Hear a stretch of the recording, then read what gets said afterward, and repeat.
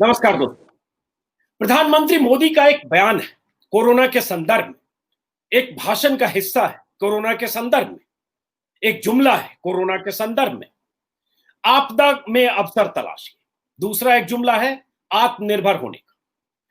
उत्तर प्रदेश में जिस ढंग से कोरोना के दौरान कोरोना किट में घपले घोटाले की खबरें आ रही है, उसको लेकर अगर समझें तो आज मैं कहूंगा कि उत्तर प्रदेश में क्या घोटालेबाजों ने आपदा में अवसर तलाश लिया है?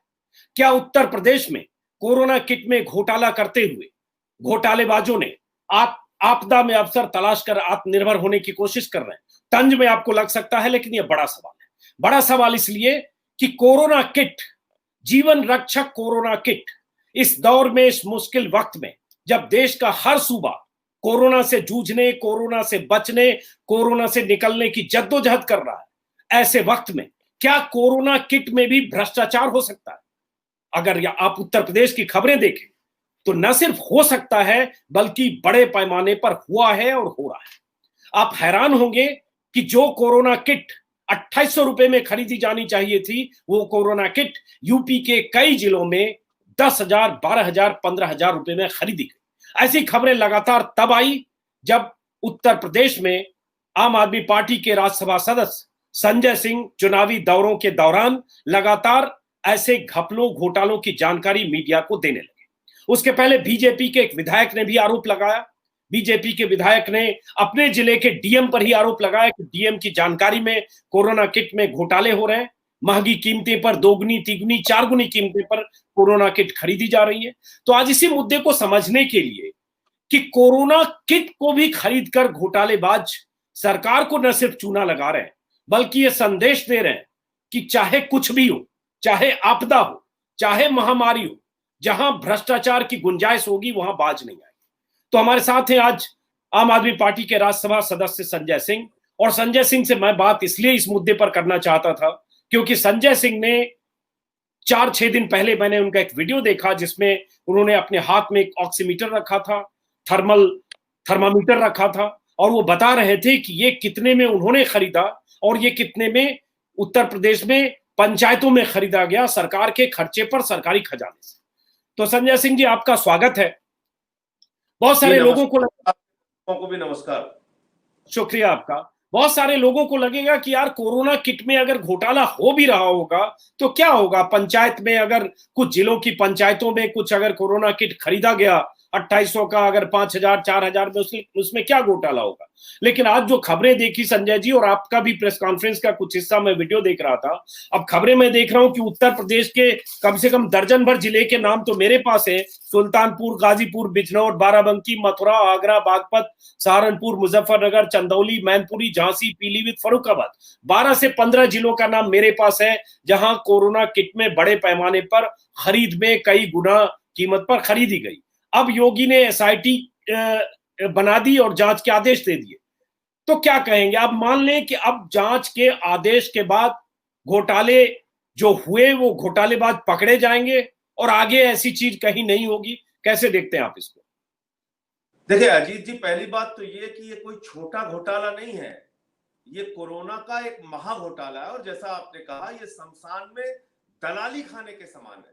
यानी ऐसे समय में जब लोग कोरोना से मर रहे हैं, जब शमशान में लाशें बिछी हुई हैं, जब उत्तर प्रदेश के 2 मंत्री अपनी जान गंवा चुके हैं, कई मंत्री मेदांता में एडमिट है, लगातार 7-7, 8-8 हजार केसेज उत्तर प्रदेश में आ रहे हैं, ऐसे समय में कोरोना के लिए जो किट खरीदी जाती है, जो उसका सर्वे करने के लिए ऑक्सीमीटर, थर्मोमीटर खरीदा जाता है, उसमें भी घोटाला कर लिया गया। और घोटाला कोई सामान्य नहीं है अजीत जी। जो आपने जानकारी दी वो सिर्फ पैसों के बारे में दी, लेकिन ये जो घोटाला हुआ है, कंस्ट्रक्शन कंपनी से ऑक्सीमीटर, थर्मोमीटर खरीदा गया। चाय की दुकान पे बनी हुई कंपनी से ऑक्सीमीटर, थर्मोमीटर खरीदा गया। गल्ला बेचने वाली कंपनी से ऑक्सीमीटर, थर्मोमीटर खरीदा गया। और यहां ही नहीं, यहां ही बात नहीं रुकती, जो कंपनी जमीन पर है ही नहीं, उस कंपनी से भी ऑक्सीमीटर, थर्मोमीटर खरीदा गया। और खरीदा कितने में गया? आप पत्रकार हैं, अभी आप ऑनलाइन सर्च कीजिए ऑक्सीमीटर कितने का मिलता है, आपको 800 रुपए दाम दिखाएगा, बगैर किसी पैरवी के, बगैर किसी के पास गए, बगैर कम कराए 800 रुपए में ऑक्सीमीटर, अगर आप अभी सर्च करेंगे आपको मिल जाएगा। 1800 रुपए में थर्मोमीटर, अगर आप सर्च करेंगे ऑनलाइन मिल जाएगा आपको। लेकिन उत्तर प्रदेश की सरकार ने क्या किया, योगी सरकार ने क्या किया? और आप कह रहे थे डीपीआरओ और ग्राम पंचायत और जिलाधिकारी, यहां तक बात सीमित नहीं है, ये योगी सरकार का घोटाला है। और मैं ये क्यों कह रहा हूं आप जान लीजिए। 1800 रुपए का ऑक्सीमीटर बिजनौर में 13,000 रुपए में खरीदा गया।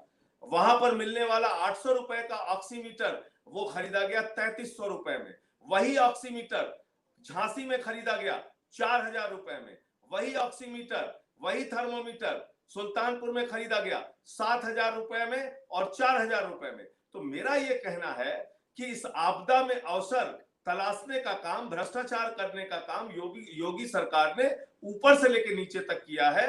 और उसकी एक कंपनी है जिसके बारे में आपको जानना बहुत जरूरी है। ये कंपनी बनी इसी काम के लिए है कि ये उत्तर प्रदेश में खरीदेगी चिकित्सीय उपकरण। इसका नाम क्या है? Uttar Pradesh medical supplies corporation. ये Uttar Pradesh medical supplies corporation ने जो थर्मोमीटर मिलता है मात्र 1800 रुपए में ऑनलाइन वो ये थर्मोमीटर खरीद रही है ये कंपनी 5200 रुपए में। और जो ऑक्सीमीटर 800 रुपए में मिलता है वो खरीद रही है ये कंपनी 1300। अच्छा, एक मिनट बीच में रोकूंगा संजय जी, एक सेकंड रोकूंगा। जैसे देखिए ऑक्सीमीटर मेरे पास भी है, चूंकि घर में हमने भी 3 मेंबर थे, हमने भी ऑक्सीमीटर मंगाया चेक करने के लिए कि मान लो किसी की तबीयत खराब। हाँ, आपके पास भी है। अब ये ऑक्सीमीटर मैंने लिया यहाँ 1400 रुपए में, हालांकि उसमें उसने प्रॉफिट भी कमाया होगा जो दुकानदार वाला, लेकिन 10 दिन पहले लिया। अब ये भी हो सकता है कि जो ऑक्सीमीटर 1.5 महीने 2 महीने पहले खरीदे गए उसकी कीमत हो सकता है, जैसे आज आप कह रहे हैं 800-900 रुपए में मिल रहा हो, उस समय कुछ ज्यादा हो, 1400-1600 हो, लेकिन आज की कीमत और तब की कीमत में थोड़ा फर्क होगा, ऐसा मुझे लगता है। उस समय प्रोडक्शन उतना नहीं था जितना आज हो रहा है। बावजूद इसके उस रेशियो में भी देखेंगे, उस अनुपात में भी देखेंगे, तो भी अगर 4,000, 6,000, 7,000 में लिया गया घोटाला, मैं एक चीज समझना चाह रहा हूं आगे बात करने से पहले कि इसको कैसे देखते हैं। क्या ये जैसे कहा गया कि हाँ, मतलब इसमें सर आपकी बात का उत्तर योगी सरकार दे चुकी है, आपको कहीं नहीं जाने की जरूरत नहीं। योगी सरकार, आपने अभी 1400 की बात कही ना, योगी सरकार ने रिटर्न आदेश जारी किया है कि 2800 रुपए से ज्यादा ऑक्सीमीटर और थर्मोमीटर की कीमत नहीं होनी चाहिए। योगी सरकार का आदेश है ये ना। हाँ, सही बात है, किट का, पूरे किट का वही पैकेज है।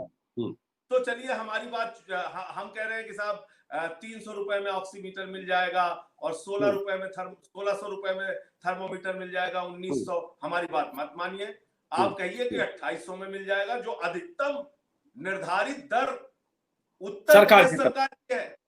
उत्तर प्रदेश सरकार की है, जो आदेश सारे जिलाधिकारियों को गया है। और उसके बावजूद अलग अलग जिलों में अलग अलग रेट, और जिला भी छोड़ दीजिए, अलग अलग ग्राम पंचायतों में अलग अलग रेट। अजीत अंजुम जी, झांसी के एक ग्राम पंचायत में अलग रेट, दूसरे ग्राम पंचायत में अलग रेट, तीसरे ग्राम पंचायत में अलग रेट। ये कैसा तो कैसे हुआ? चूंकि आपने इस पर प्रेस कॉन्फ्रेंस की, आपने इस मुद्दे को उत्तर प्रदेश में उठाया। अब मैं भी देख रहा हूं अभी कि मेरे पास कहीं खबर अखबार के हवाले से कि बिजनौर में 2800 की किट जो सरकारी रेट था वो 15,750 में खरीदी गई।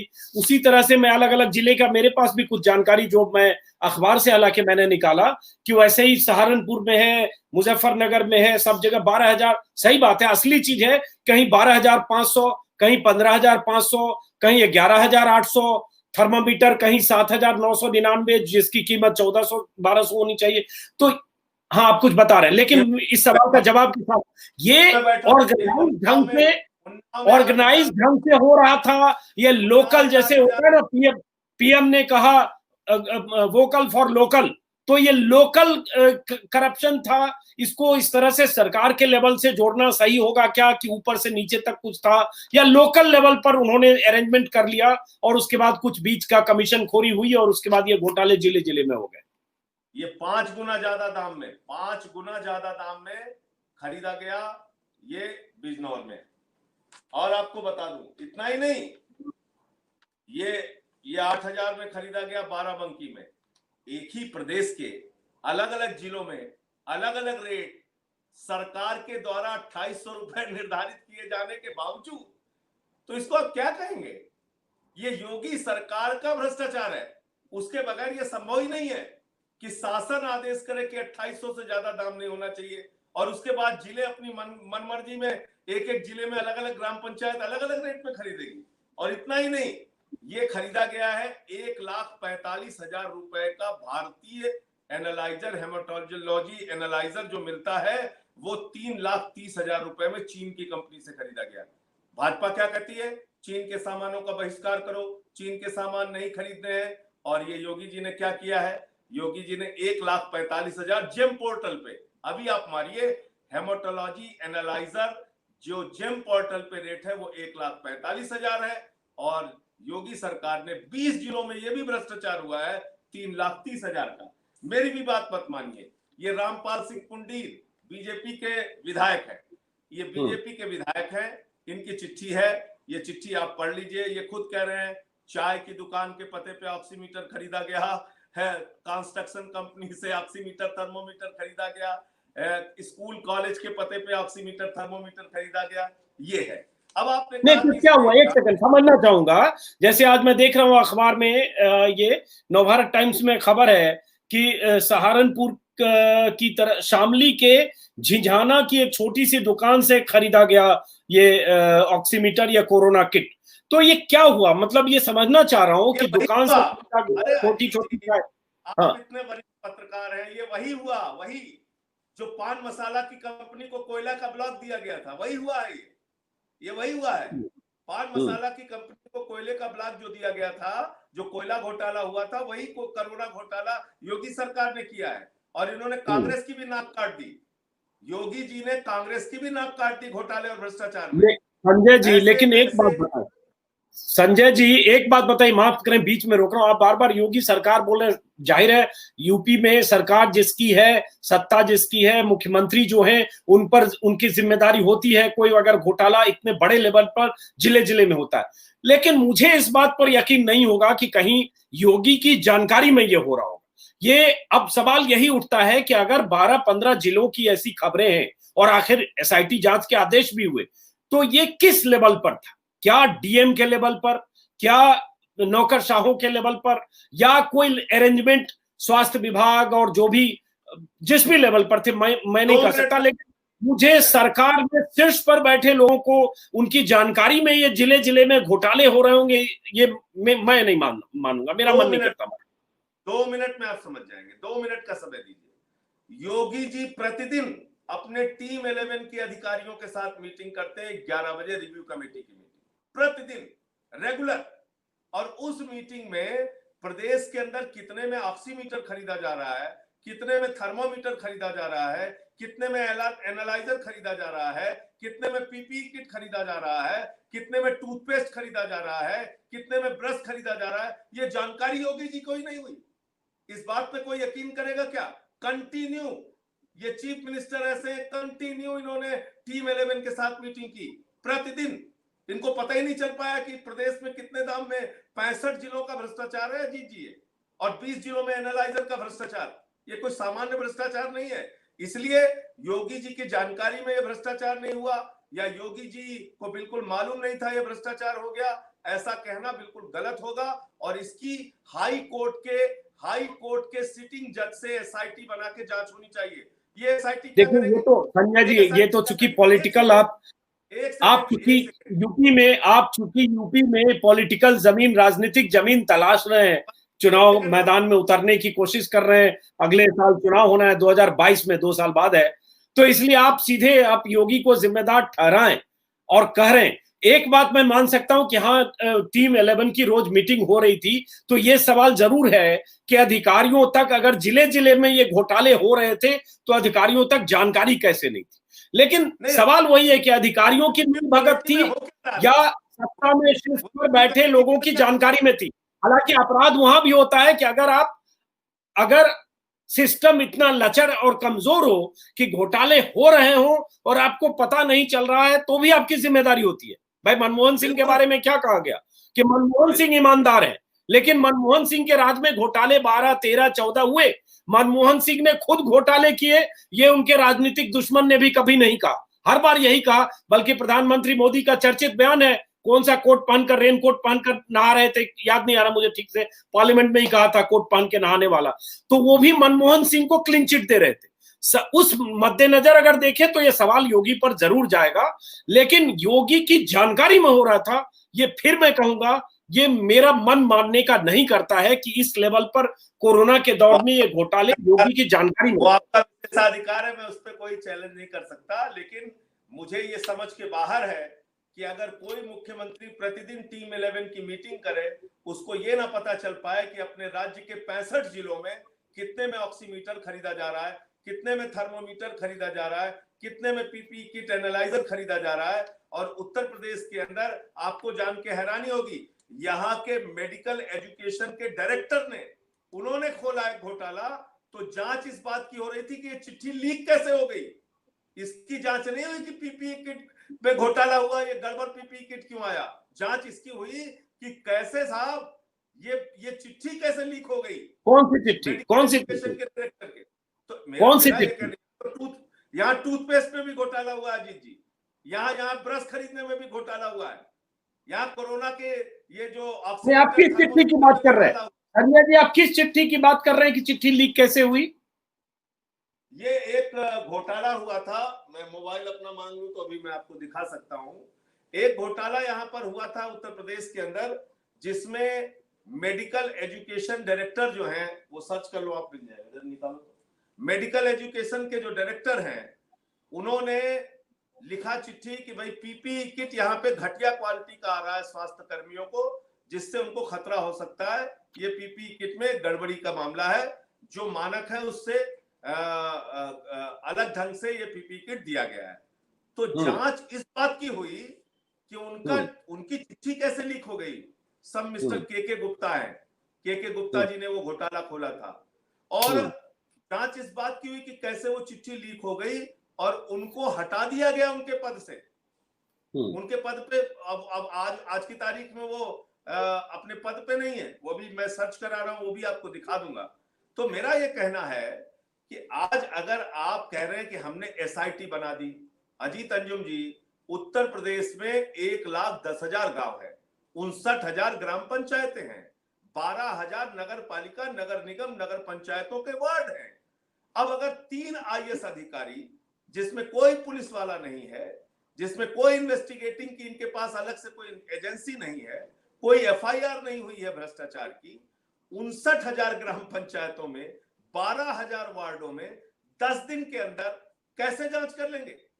ये स्पाइडरमैन कमेटी है क्या? तो आप क्या मांग करते हैं? देखिए क्या संजय जी, ये तो मेरा भी, क्या मांग करते हैं एक बात, दूसरी बात कि क्या इनको सबको पेमेंट हो गई, या अभी बिल रेज बहुत मामले में हुआ, अभी घोटाला नहीं हुआ, पकड़ा गया पहले? ये भी तो हो सकता है ना कि सारे पेमेंट्स, भुगतान अभी सरकारी खजाने से नहीं हुआ होगा, उसके पहले ये कहानी आ गई। इसके बारे में कोई जानकारी है आपको?